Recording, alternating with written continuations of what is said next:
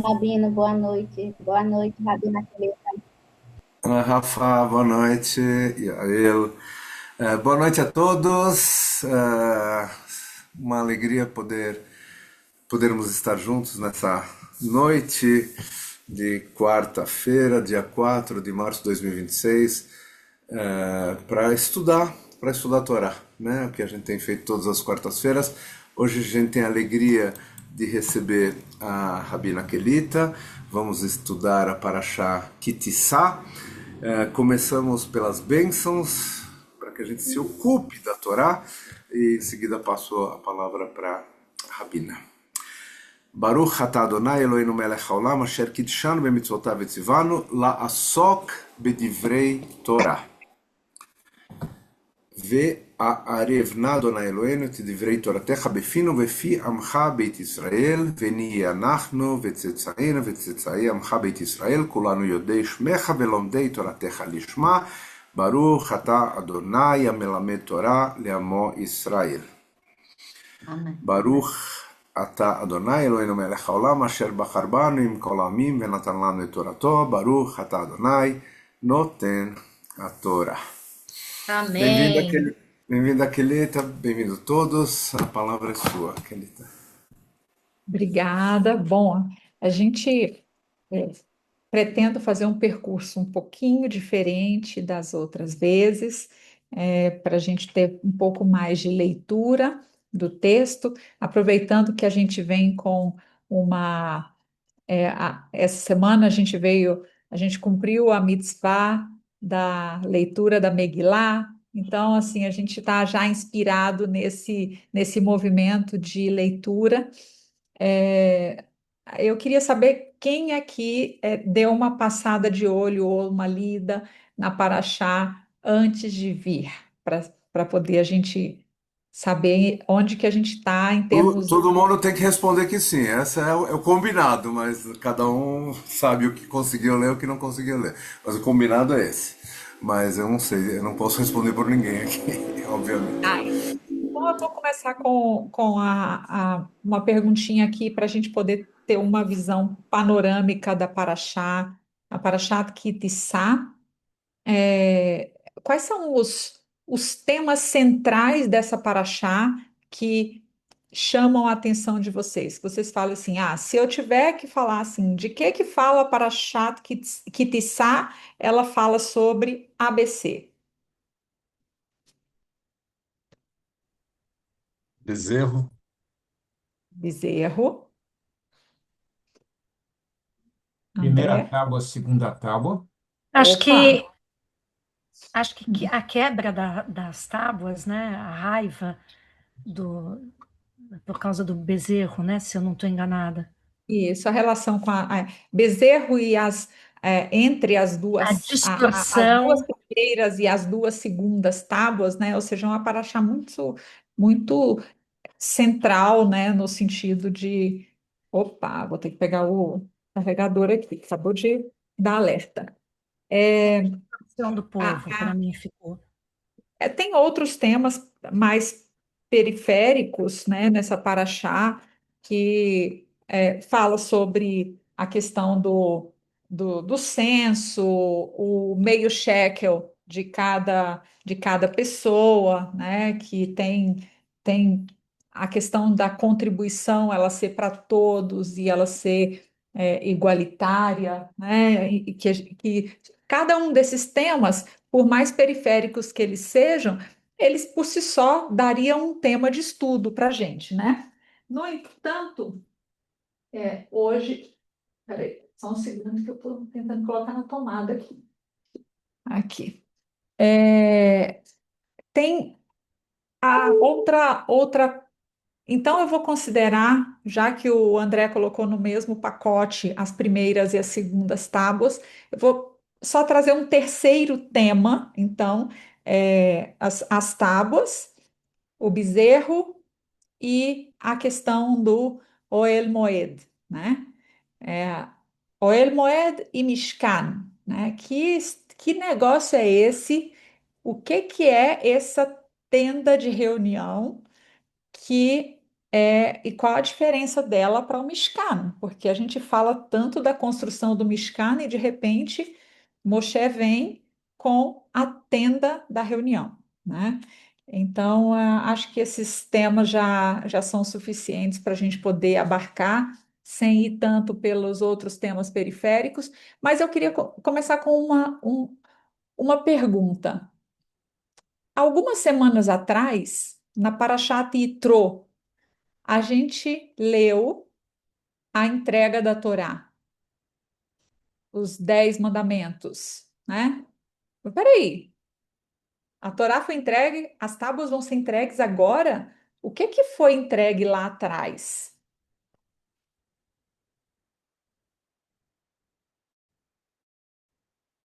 Alguém tem alguma ideia ou sugestão ou hipótese?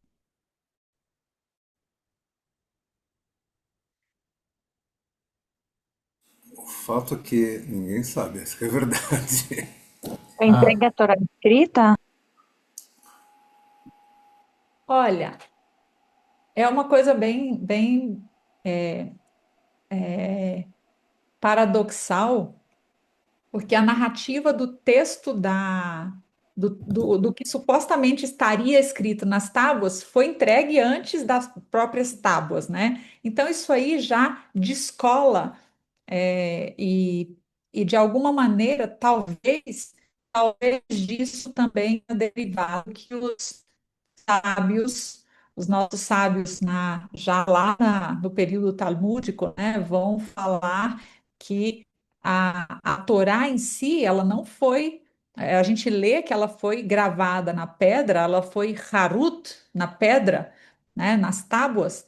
Aí eles falam, não leia harut, leia heirut, leia que elas foram, a Torá está livre da pedra, ela não está cravada na pedra, né? Ela foi liberada, né? Então tem o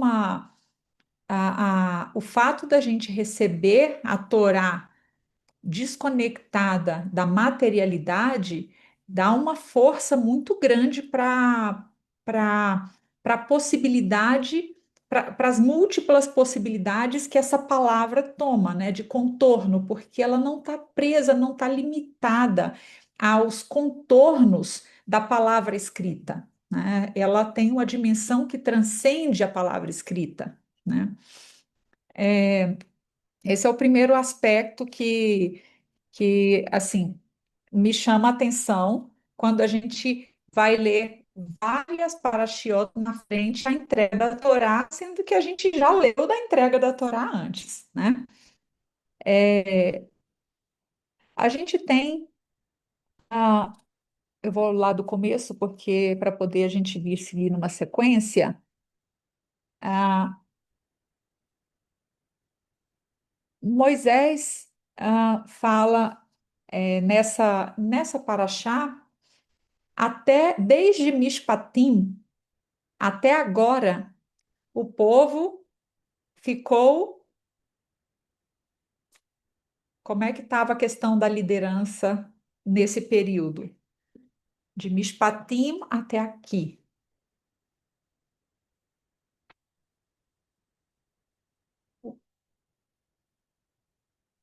Os microfones. existe uma certa, eu não vou dizer competição, mas pelo menos tomada de cena entre o Eterno que fala e Moisés que repete.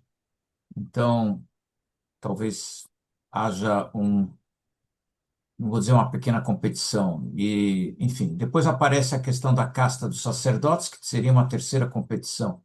Então, como é que as três vão conversar? Isso provavelmente a gente ainda não sabe.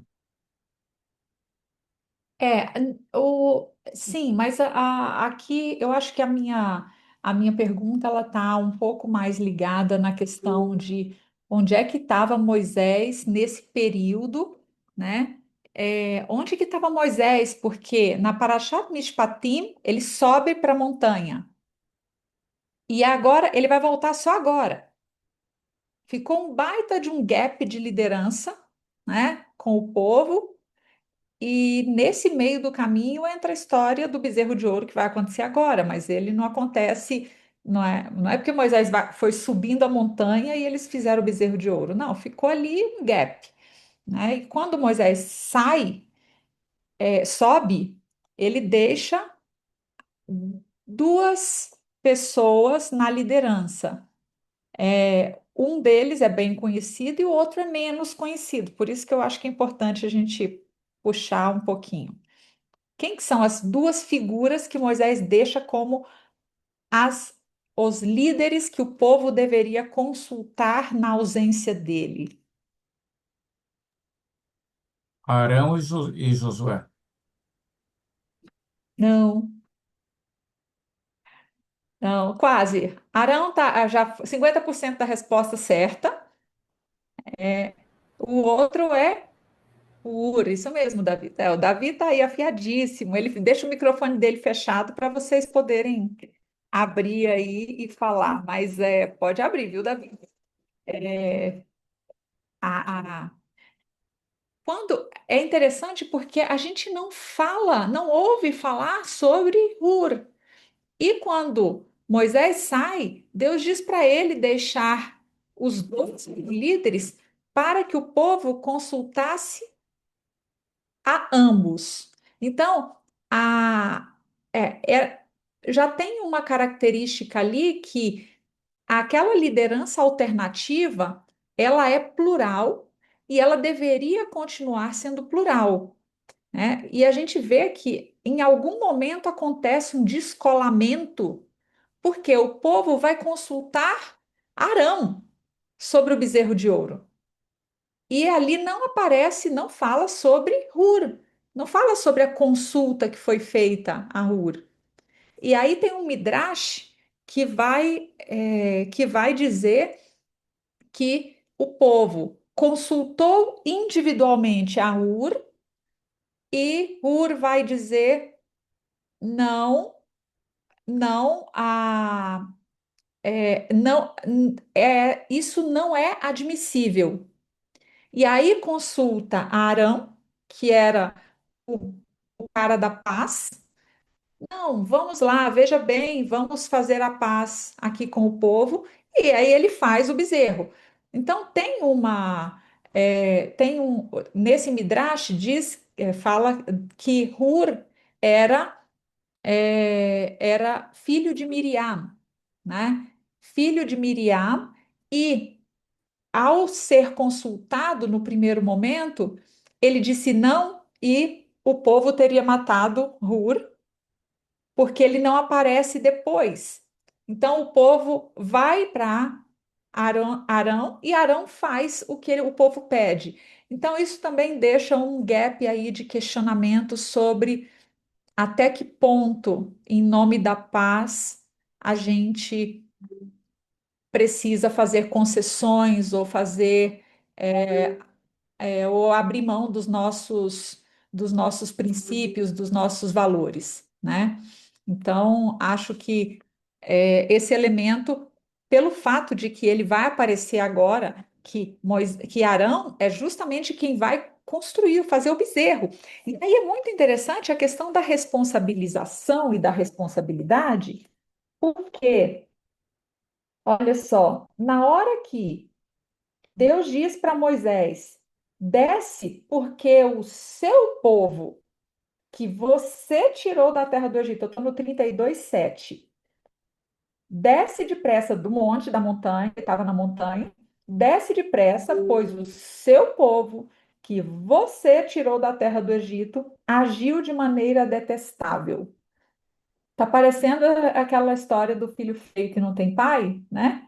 Ninguém quer ser o pai do menino, do moleque que está aí.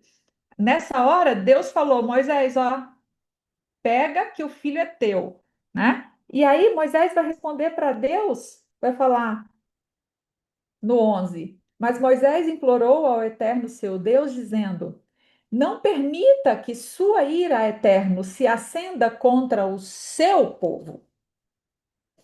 Ele devolve o filho para Deus, né? É o seu povo. Tá um jogando para o outro, né? Por quê? Porque ao fazer com que Deus reconheça essa paternidade, de alguma maneira, Moisés tem mais chance de pedir misericórdia, né? Misericórdia, porque afinal de contas, quem não faz concessões pelos filhos, né? Então Moisés devolve para Deus o pacote. Ah, vai, André. Quelita, o que eu vejo aí, num certo tom de ironia de quem está escrevendo, é que existe uma crítica aos dois tipos de poderes. Eu vejo o poder de Moisés, que foge do poder, ele sobe, ele transfere, como você quer falar, as coisas, como você acabou de falar, as coisas para que Deus resolva, Deus devolve a bola. Ao mesmo tempo, Arão não consegue resolver e resolve e faz o bezerro para resolver com soluções rápidas e fáceis, né? Então, são críticas às maneiras diversas de liderança que, é claro, não podiam continuar dessa maneira.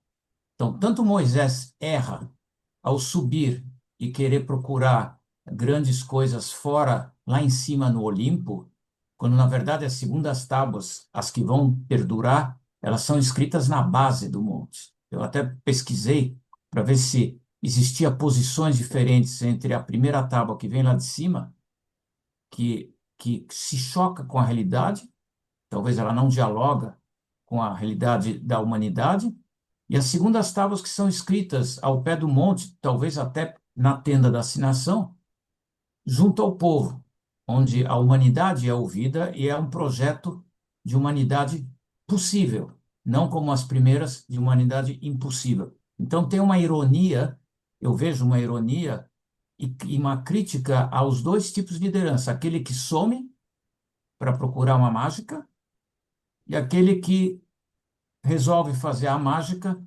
para acalmar o povo com soluções rápidas. É o populismo de um lado e a ausência de liderança do outro. Eu vejo assim uma chamada para esse tipo de uma certa crítica, né? Eu gostei de você ter trazido para o jogo o escritor do texto, né? Porque aqui a gente vai falando sobre as personagens da história, né? Moisés, Arão, e, no entanto, quando quem conta a história, né? Esse observador que vai narrando para a gente, né? Ele tem uma intencionalidade, ele tem uma toda pessoa que conta uma história, ela conta a partir do seu olhar, da sua perspectiva, né? Então, qual é a dimensão dessa perspectiva que está sendo transmitida para a gente como palavra de Torá, né?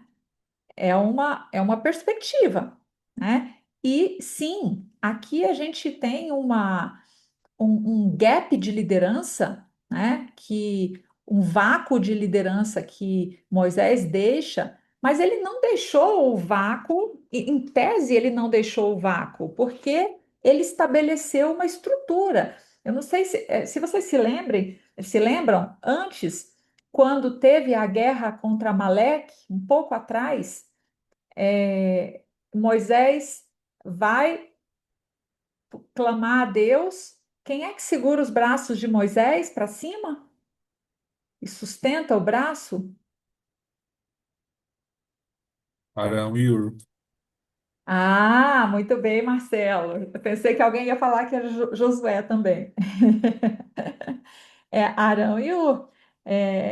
Os dois que vão segurar, sustentar. De alguma maneira, a liderança, ela não acontece, não é uma liderança. A liderança dentro do texto bíblico, ela já está sendo implantada desde o começo numa estrutura coletiva, né? Então, tirando os espaços de é, totalitarismo, né? O totalitarismo é você pensar numa decisão de uma única pessoa. E a Torá está o tempo inteiro falando que a coisa só funcionava quando tinham três ali, né? Quando três, de alguma maneira, estavam em equilíbrio, em harmonia, né? E a coisa desanda no bezerro quando não tem o parecer de outro, só tem o parecer de um, né? Essa liderança que assume esse protagonismo, né? Arão, conhecido como o amante da paz,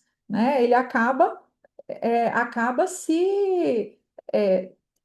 se colocando numa fria, colocando todo mundo numa fria, por não entender que liderar não não é só encontrar o caminho mais fácil para poder manter as coisas bem, né? Às vezes você precisa fazer a coisa difícil, ter a conversa difícil, né? E ter a conversa difícil é lidar com a crise.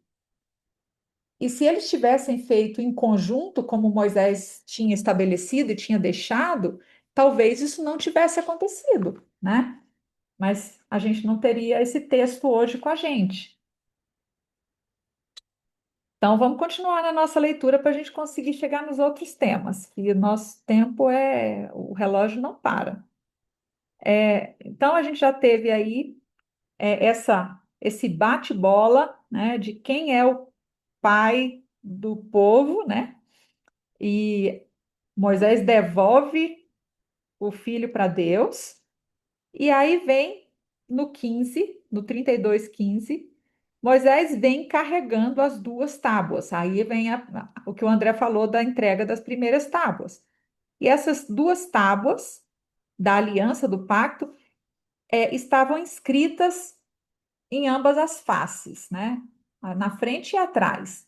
E aí eu fico imaginando a nossa iconografia judaica, né, que a gente tem na frente do Arona Kodesh, em todas as sinagogas, as tábuas escritas de um lado, né?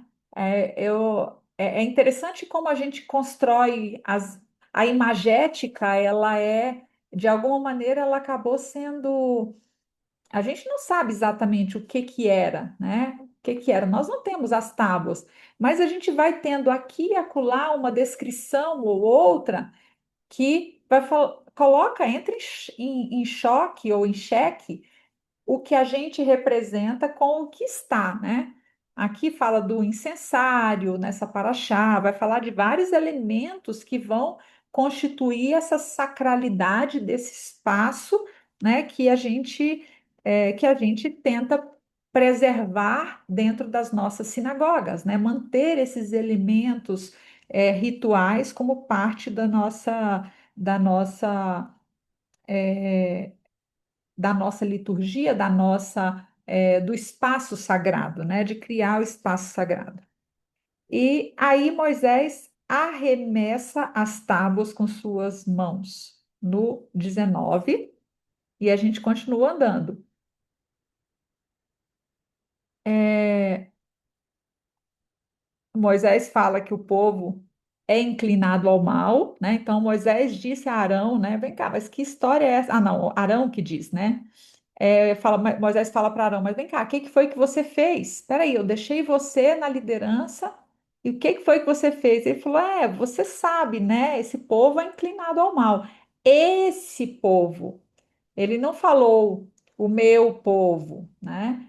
O nível de comprometimento dele com o povo era muito menor, né? Muito menor do que a gente viu até aqui. Ele fala, esse povo, ele se desresponsabiliza daquela situação que estava acontecendo, né? E aí a gente desce para o 30, e no 30, no dia seguinte, Moisés disse ao povo: Vocês foram culpados de um grande pecado, mas agora subirei ao Eterno. Talvez eu possa conseguir o perdão pelo pecado de vocês, né? Moisés assume para si uma tarefa de tentar corrigir aquela situação. E aí Moisés vai dizer para Deus, aqui no 32, e diz: Apague-me do registro que você escreveu.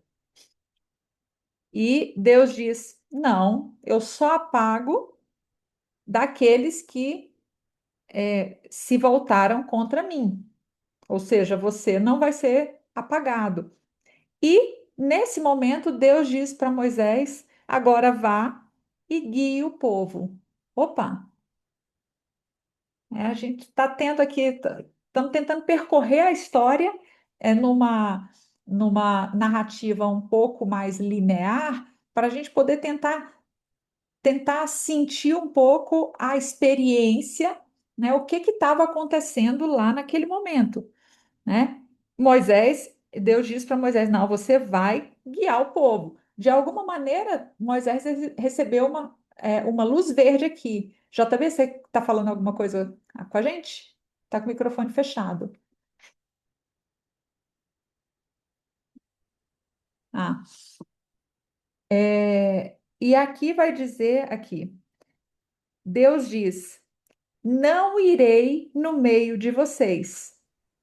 Eu não irei no meio de vocês, já que vocês são um povo obstinado. Ah, mas peraí.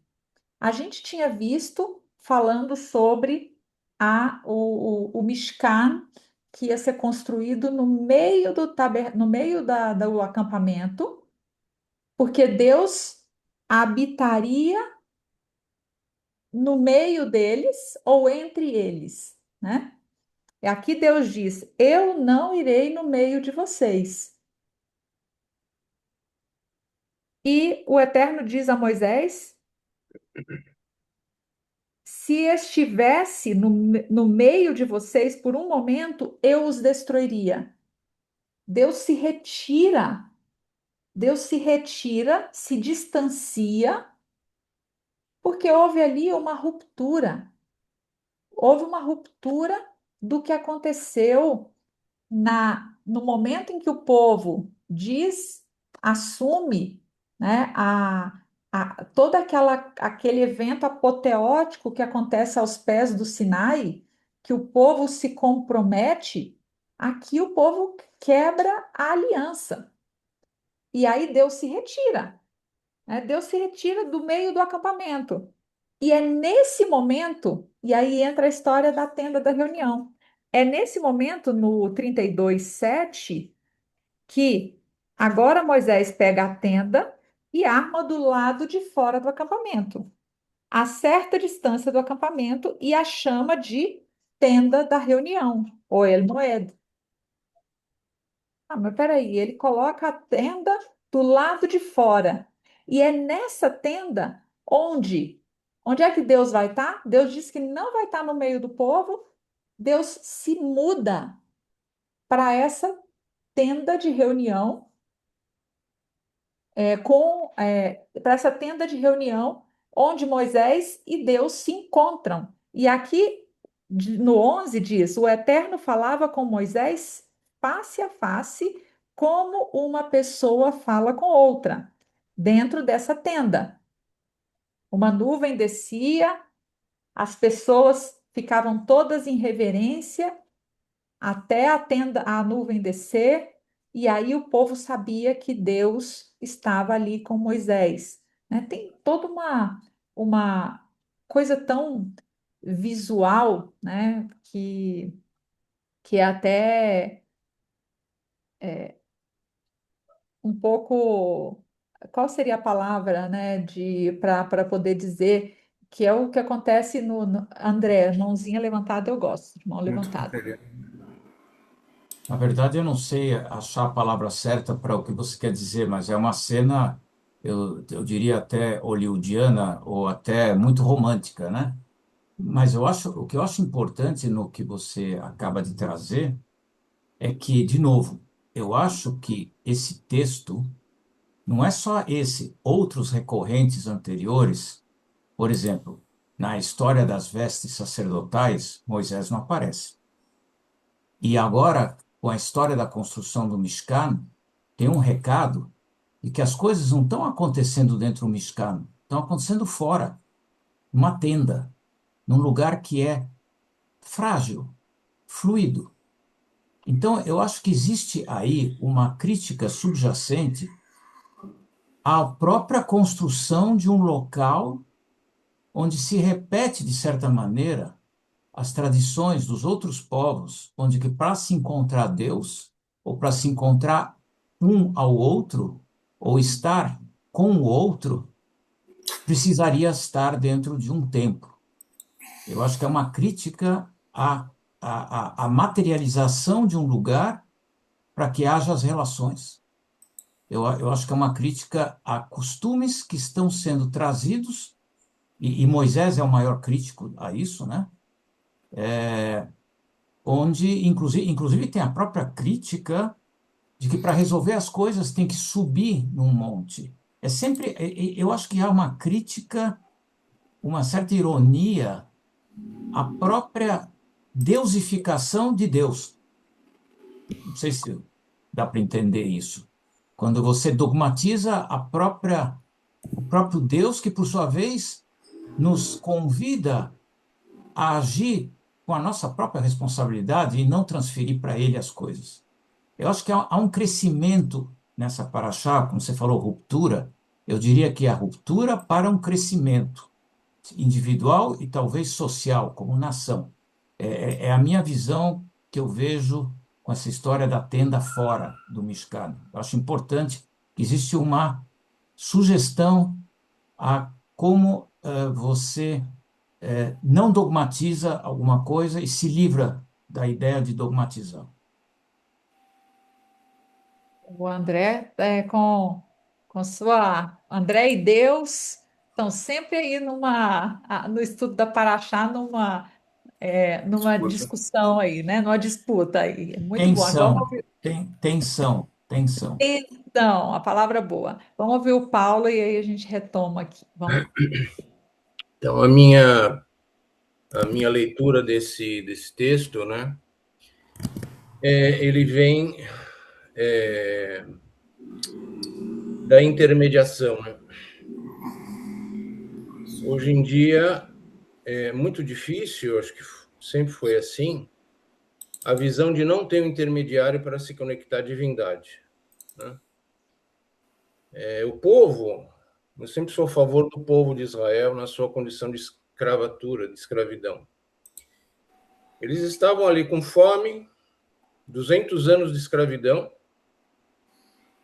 viram na imagem de Moisés um super intermediário de conexão divina, viram os milagres, passaram pelo mar, passaram pela guerra, e Moisés subiu 40 dias, que foi ordem divina. Deixaram Ur, que foi assassinado conforme um Midrash. Aaron não quis penetrar mais numa discussão, porque ele poderia perder a vida. A minha posição é a seguinte: foi nessa hora, eu acho que a ruptura da Torá foi a divindade se condensar na palavra Rahamim, na palavra misericórdia, né? Raham. Rahamim. E mostrar para Moshe, para Moisés, que a vida não está apenas no mundo espiritual. Né? Como a senhora disse, Rabina, a primeira parte de Itró era muito espiritual, era muito além, estava numa galáxia impenetrável, era uma coisa super real, super natural. Agora, nós temos o povo passando fome, Moisés fora dali, e ele precisava voltar, ele precisava se conectar à terra, tá certo? Ele poderia, Moisés, dizer para a própria divindade: olha, tem um pessoal lá que tá guardando, tá? Eu sei que eu preciso ficar aqui, mas puxa vida, olha, nós não podemos desvendar a mentalidade, logicamente, chegar no infinito divino, mas foi nessa hora, na minha leitura, que Deus se mostrou para Moisés no seguinte sentido: é agora que você vai aprender a ser um líder. Desce lá Vê o que o teu povo está fazendo, põe o pezinho no chão e começa a liderar, porque a liderança não é somente no mundo espiritual, é ver as necessidades do ser humano, as necessidades do nosso irmão. Essa é a Torá pura, né? Essa é a minha leitura, né? Porque quando você enxerga a necessidade de um ser humano, você se conecta à divindade. Essa é a minha. Eu tenho experimentado isso na minha vida, Tá. sabe? Essa é a minha leitura. Obrigada, Paulo. Efrat está com a mão levantada também. Eu só não quero perder o fio da meada do gancho entre André e Paulo. Vamos lá, Efrat, vamos ver se eu consigo fazer essa costura aqui para a gente poder retomar no gancho do que a gente vinha.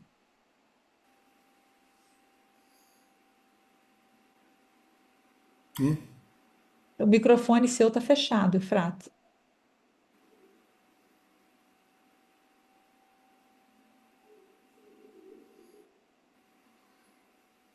Está fechado não, ainda. continua fechado, Efrato.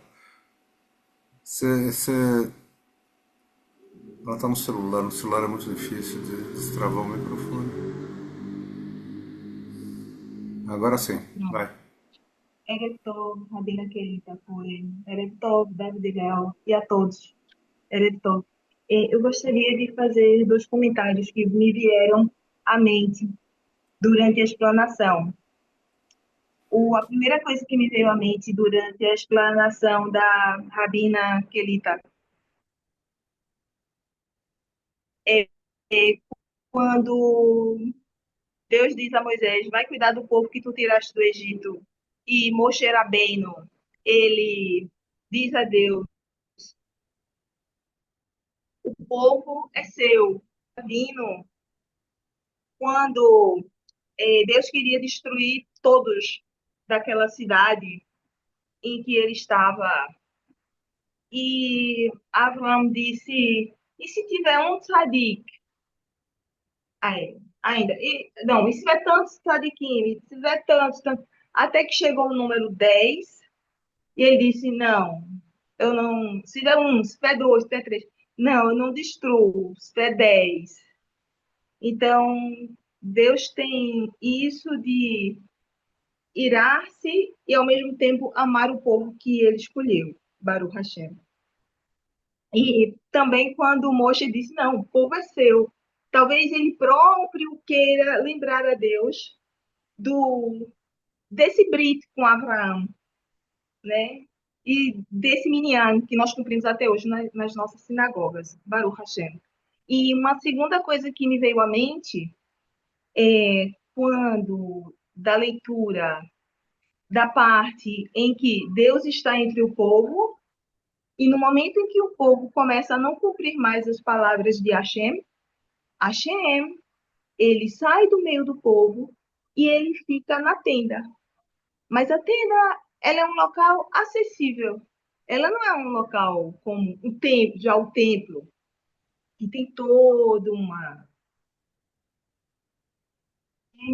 não mise-en-scène, não se fala de mise-en-scène com Deus, mas tem todo um protocolo para entrar. Veja, o que estudamos na paraxá passada, a roupa do Cohen Hagadol, né? A roupa, o turbante, as pedras, cada uma representando uma tribo, etc. Então, eles estando na tenda é uma coisa mais leve, mais acessível. E uma coisa que me veio assim à mente disso de Hashem ele sair do meio do povo quando o povo não está cumprindo as mitzvot e não está estudando a Torá, e ir para longe e ficar distante me lembrou Tisha B'Av, Chas v'Chalila lo aleinu, né? Tisha B'Av, a destruição do primeiro e do segundo templo. E por que houve a destruição do segundo templo? Porque não havia juntos, não havia a Havat Hinam, não havia o amor entre o nosso povo, o amor gratuito. Havia Sinat Hinam. E quando não há Deus, né, quando as pessoas não cumprem as mitzvot, não há Havat Hinam. Mas quando cumprem as mitzvot e estudam a Torá, Deus está presente. Então me lembrou de Tisha B'Av, Hasve Halila, Hasve Shalom, novamente. Que tenhamos sempre o mérito de estudar a Torá e que Hashem proteja Israel, proteja todos em Eretz Israel, proteja Am Israel e que nossa leitura e nossos comentários possam proteger a nossos irmãos e família e familiares e amigos e amigas que estão em Israel neste momento. Muito obrigada, Rabina e Amém. Rabino Obrigada, Davi. Prata. Eu Amém. tentando Cheia. aqui trazer o que você falou agora, e também pegando o gancho do que o Paulo disse antes, né, sobre a questão de Rahamim, né, da misericórdia. Nesta paraxá, e é justamente nesse contexto aqui que vão surgir os 13 atributos da misericórdia de Deus que a gente recita em Yom Kippur, né, durante a Selichot, durante no momento de maior depois de um percurso de techuvá, onde realmente a gente tem uma mudança, uma transformação, a gente clama por misericórdia com 13 atributos, né? E eu acho que, sim, isso de alguma maneira vai ao encontro, agora amarrando o que o André também disse, talvez esse seja um pouquinho do lado humano, né? Que o divino apreende e aprende, né, para poder se relacionar com o humano, né? Porque na nossa tradição, Deus é justo, né? Então, se Deus é justo, não tem lugar para bondade, porque a justiça plena, ela é a retidão. Se você erra e você sai fora da retidão, tem a punição, tem a penalidade, porque é o sistema de justiça. Você faz o certo, você vai bem, você faz o errado, você recebe o pagamento, a recompensa correspondente. Então, se Deus vem para essa relação com o humano desde a posição da justiça, e o humano é imperfeito por natureza, então, a relação do humano com o divino seria totalmente de pagamento pelos erros, ou seja, de punição, né? E aí entra Moisés na história para ensinar a Deus o que é a misericórdia. E aí abre-se um caminho quando Moisés devolve para Deus e volta a dizer aqui no 33:13, Moisés volta a dizer para Deus, considere também, peraí, Moisés diz a Deus, considere também que esta nação é seu povo. Ele volta a dizer, a marcar que Deus, você precisa entender que ser seu povo é que você tem que entender, você tem que ter você tem que ter uma condição para compreender que tem falhas e que não é só a justiça, não é só Din que precisa operar aqui. Você precisa desenvolver aspectos que são aspectos da humanidade, né? Esses aspectos de bondade, misericórdia e tal, ele vem para poder complementar a nossa imperfeição. E aí Deus aprende disso, e Moisés vai nomear isso para Deus, vai dizer com 13 atributos, né? E de alguma maneira isso também vai tendo uma repercussão no próprio Deus, né? Eu não sei, eu acho que isso de alguma maneira apazigua, né, André, a sua ansiedade de uma divindade tão apoteótica e distante, né, que é impossível ter uma relação de proximidade, né? Por isso, a primeira tábua escrita com a mão de Deus não dialoga, E a segunda tábua, escrita com a mão humana, mas com diálogo com Deus, dialoga. Boa, boa. Exatamente isso que vai dizer aqui no, cadê? Aqui, ó, no finalzinho já da Paraxá, no 34:27, o Eterno disse a Moisés: Escreva para você estes mandamentos, pois de acordo com estes mandamentos, eu faço uma aliança com você e com Israel. Aqui, aquela primeira aliança talvez fosse inalcançável para nós, para humanos, né? A aliança precisou ser com essa que é escrita por Moisés, e de acordo com esta aliança é que Deus vai fazer essa aliança com Israel, né? Então aqui a gente já tem uma outra relação onde é um acordo que foi pactuado com duas partes, uma divina e uma humana, né? E dessa relação sai uma aliança. A primeira aliança era: traz ali regras e esse povo precisa cumprir as regras. E se deixar de cumprir, vem a punição. Pronto. Essa seria a lógica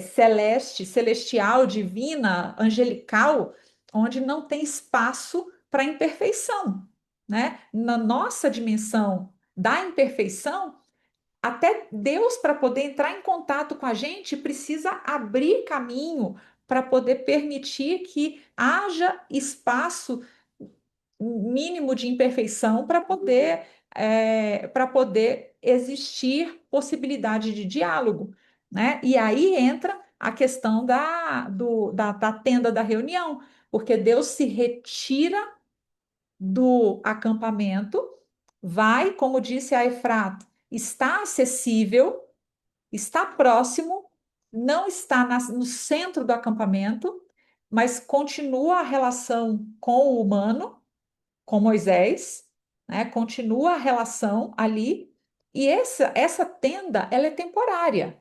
Essa tenda que está ali, porque o Mishkan, ele vai ser erguido, vai ser estabelecido, e a paz, a normalidade, né, do serviço vai voltar a acontecer, mas de alguma maneira isso remete a gente àquilo que foi dito lá, quando fala lá atrás, quando diz Ve'asuli mikdash, né? Façam para mim um santuário, Veshachanti betoham, né? E eu vou habitar entre eles, né? Não é no lugar. Isso tira, desloca novamente, assim como a gente viu o deslocamento da Torá com a pedra, aqui a gente tem um deslocamento de Deus com o lugar, né? Deus não precisa estar no lugar.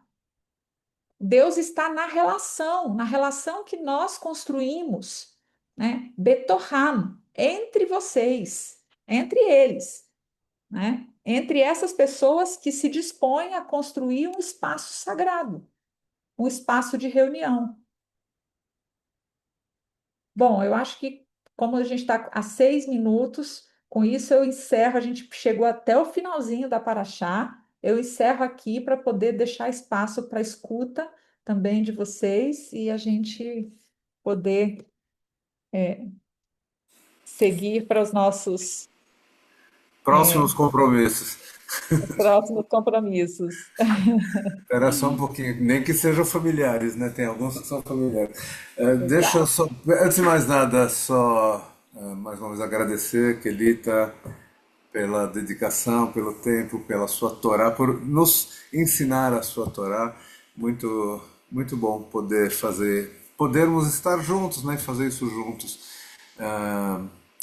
Eu aproveito, antes de passar a palavra para o Márcio, se mais alguém quiser falar, claro, eu queria só lembrar que nessa sexta-feira a gente tem Kabbalat Shabbat lá no Residencial, então se alguém quiser participar às 18h30 na Vila Mariana, só me avise para a gente deixar os nomes na portaria.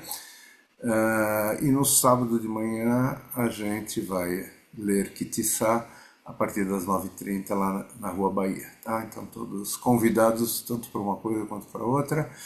E eu agora passo então a palavra para o Márcio. Boa noite a todos. Obrigado, Rabina. Obrigado, Rabino, também. Acho que foi muito instrutiva, né, o ensino, né, o shiur. E concordando, né, com a que a Efrat falou e acrescentando, né, isso também me chamou a atenção, essa, vou dizer assim, a chutzpah, né, do Moshe, né, de brigar, né, pelo povo, né, eu também pensei a mesma coisa, analogia com Abraão lá na ocasião de Sodoma e Gomorra, né, de dobrando a aposta ali, né, e etc. E, assim, além disso, né, acho que Moshe tem essa característica, né, que essa coragem moral, né, essa força de quando ele vê algo injusto, no, vê algo que ele não concorda, ele argumenta, né, ou ele luta e é bem interessante, né, esse modelo, né. Então, assim, o profeta, né, que recebe a Torá, né, ele também tinha essa uma coisa que eu vejo que é muito admirável, né, essa força, essa coragem moral, essa chutzpah, né, que ficou bem evidente aqui, né. Ah, tem isso de alguma maneira traz a questão do papel da liderança, né? Do papel nosso como pessoas que de alguma maneira se colocam a serviço, né? Colocar-se a serviço de um povo, de uma coletividade, é de alguma maneira também se colocar na posição eh, de mediador, de intercessor, de alguém que busca que esse povo esteja bem. Então, Abraão faz isso, né? Ele discute com Deus para tentar evitar a destruição do povo. Moisés agora de novo. Então, de alguma maneira, às vezes a gente se engalfinha com Deus, né, André? Nas nossas é, questões, né, em prol, né, por uma questão que a gente cria vínculos entre as pessoas, né? E Moisés está ensinando para Deus, olha, é assim que funciona, tá? Esse povo é seu povo. Não pode ser falar assim, ah, não, errou, eu descarto. Não, você tem que entender qual é o sentido de ser parte de um povo, ser parte de um coletivo. Você tem um vínculo. Não tem jeito de você pegar e falar, peraí, não, mas errou? Peraí, tem um mecanismo, tem Rahamim, tem Hesed, tem outras formas, né, de você poder superar a sua ira, aplacar a sua ira, né? Ted, o microfone seu tá fechado. Boa noite a todos. Sabina, nós somos colegas de profissão, né? Nós somos psicólogos. E eu prezo muito pela imperfeição. Eu já ia falar, oi, Rabino. Não, não, não, não, deixa pra lá. Eu prezo muito pela imperfeição, porque, diferente da maioria das pessoas que enxergam na perfeição o meio de se chegar a Deus, eu já enxergo que o ser humano só é possível chegar a Deus através da sua imperfeição. Deus é glorificado na nossa imperfeição, assim que eu vejo. Vendo eu dessa forma, como é o método, a complexidade, sei que me foge a palavra lógica sobre isso, se relaciona a imperfeição humana com a perfeição da Torá, a ponto do próprio Deus dizer que não vai habitar no Mishkan, como você bem definiu, mas nos corações dos imperfeitos. Tá, então vou responder essa última. Quando, assim, não é porque a única forma de Deus, da gente se relacionar com Deus é na nossa imperfeição, a gente sempre, porque senão a gente se acomoda nesse lugar e Não aí a é gente a única, tá entendendo bem? é, Talvez eu é a- não possa expressar corretamente, mas eu vejo muito mais eu, né? Essa é a visão pessoal minha. A Deus se manifestando, por exemplo, os três atributos das misericórdias. Deus não vai atribuir misericórdia para quem faz tudo correto e perfeitinho. É isso que eu estou querendo falar. Mas para aquele que erra, se arrepende. Não estou fazendo apologia a. sim, agora você falou a palavra certa, a questão de fazer techuvá, de você se arrepender, e de você buscar melhorar. Do nosso lado, né? Ou seja, uma coisa é Deus entender a imperfeição humana como uma forma como uma característica que é inerente do humano, né? Se nós somos criação divina, então Deus tem que conhecer a matéria-prima que ele criou, né? Que foi criada, que é imperfeita. No entanto, nós somos chamados a tikkun atzmi, a gente melhorar o mundo, mas a gente se melhorar. Então a gente tem que estar em constante processo de busca de ser melhor. Por isso que quando a gente fala de transformação, o que acontece no Yom Kippur, em Yamim Noraim, que a gente faz o processo de Teshuvá?